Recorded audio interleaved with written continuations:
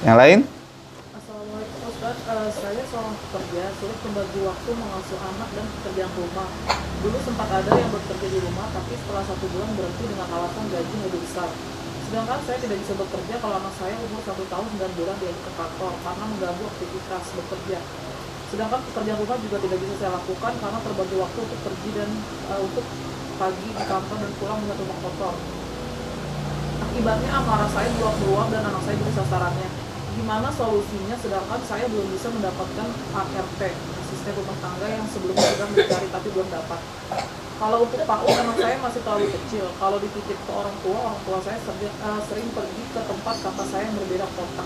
Mohon solusinya Ustaz. Eh, Memang ini permasalahan para ummahat hari ini. Apalagi di awal sudah pertanyaannya, saya adalah seorang pekerja, gitu kan? Itu agak susah itu. Kalau kalau bertanya solusinya ini bagaimana Ustadz ya? Saya nggak tahu, dia tidak menyebutkan bagaimana status suaminya. Ya, apakah suaminya bekerja atau tidak, gitu loh. Apakah dia single parent atau memang eh, bagaimana? Susah. Kalau single parent, ya ini konsekuensi logis yang harus dia dapatkan, sehingga kalau sulit membagi waktu, ya otomatis ya solusinya kalau syar'i, kalau dia punya suami dan suaminya masih mencukupi, kalau misalkan ini ibu ini bekerjanya bukan untuk memenuhi kebutuhan rumah tangga, maka dikurangi job kerjanya, atau misalkan coba cari pekerjaan yang kira-kira lebih berdamai dengan rumah tangga, ya. Maka tadi ini saya agak bingung kalau dia punya suami dan kalau misalkan ibu ini masih ada suaminya dan pekerjaannya cukup, maka saran saya fokus kepada anaknya dulu karena baru 1 tahun 9 bulan. Nanti insya Allah kalau memang dia Allah berikan kelonggaran rezeki, mudah-mudahan melalui suaminya semua kebutuhannya dipenuhi. Tapi kalau memang ini single parent, kalau baca ceritanya si bunda ini sih kayaknya ini single parent ini ya. Dan dia sudah ini sebenarnya sih curhat aja ini Mbak ya. Ini orang cuma curhat aja nggak perlu solusi. Kenapa? Dia mau ngasih solusi bagaimana? Dia udah tahu kondisi realnya. Karena dia tadi tidak menceritakan tentang kondisi suaminya. Kondisi realnya adalah saya pekerja, membagi waktu, katakan nggak punya suami atau sudah pisah dengan suaminya, anaknya 1 tahun, belum punya asisten rumah tangga, nggak bisa dititipin ke orang tua karena orang tuanya pergi ke rumah kakak, ya kan? Dibawa ke kantor juga nggak mungkin karena dia akan mengganggu aktivitas kerja. Terus solusinya gimana Ustadz? Ya gimana? Coba itu, coba Mbak, ada yang mau ini nggak solusi nggak? Artinya dia sudah menceritakan semua kondisinya, itu tidak mungkin, dia tidak ada solusi hari ini kecuali dia bekerja, dia bawa anak. Iya kan? Mau titipin nggak bisa, ternyata ibunya tempat kakaknya. Nyari asisten rumah tangga belum bisa. Kalau gitu sekarang kalau saya boleh kasih saran, maka bunda harus segera mencari asisten rumah tangga.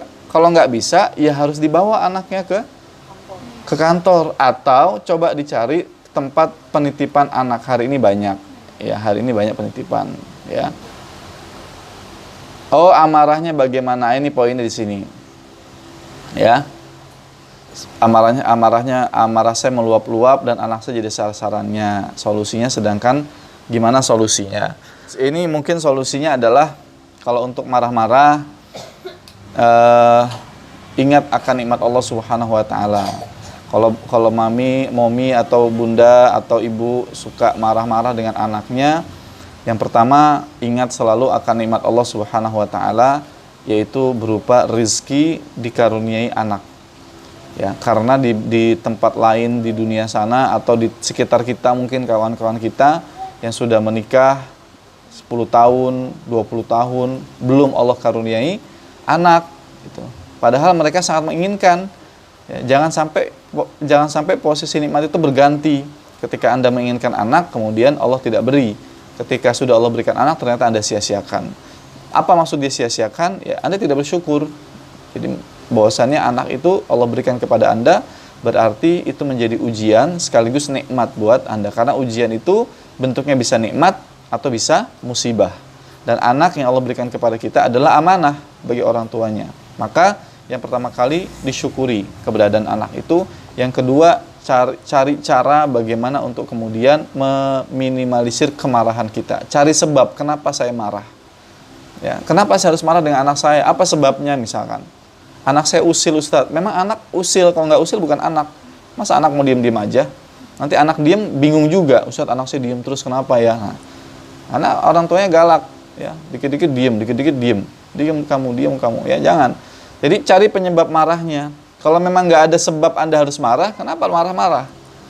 Ya, kalau sebabnya kemudian stres karena di kantor banyak kerja, coba datang ke musola, sholatnya lebih dikhusyukkan lagi, minta pertolongan kepada Allah Subhanahu wa taala, karena la haula wala quwata illa billah, tidak ada daya dan kekuatan kecuali dari Allah. Kalau memang Allah takdirkan ibu atau bunda ini sendirian mengasuh anak dan harus mencari nafkah untuk menghidupi anaknya, maka jangan pernah tinggalkan zikir pagi dan petang, dan jangan pernah tinggalkan berdoa memohon bantuan pertolongan dari Allah Subhanahu wa taala. Jangan sekali-kali meninggalkan pinta kita kepada Allah Subhanahu wa taala, karena nanti Allah yang akan membantu memudahkan urusan kita, baik pengasuhan anak, baik mengontrol emosi, baik kemudian memudahkan urusan kita untuk mencarikan asisten rumah tangga dan lain sebagainya. Yang pasti tengadahkan diri kita di hadapan Allah Subhanahu wa taala,